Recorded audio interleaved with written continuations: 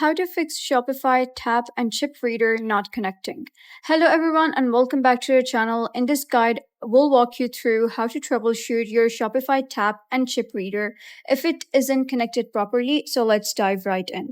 The first thing you should check is the battery level. Make sure the reader has at least half a charge. If it's running low, plug it in and let it fully recharge before trying again.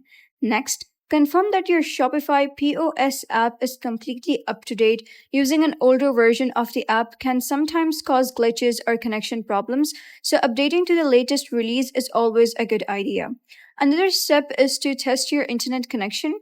Your device needs a strong and stable network to connect with the reader. Weak Wi-Fi or unstable data can cause disruptions. Also, double check that test mode isn't turned on. If Shopify payments are set to test mode, your reader won't connect at all. Go into your payment settings and make sure you're in live mode. If the issue continues, try restarting the app or your device. Fully close the POS app and open it again. It often clears up small connection errors. Restarting your phone or tablet can help too.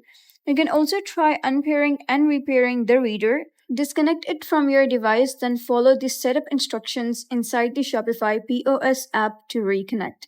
This resets the connection and often fixes the problem. Finally, go to your hardware settings in the Shopify POS app and confirm that the reader shows up as a connected device. If it doesn't appear there, your device isn't detecting it properly, and repairing usually solves that.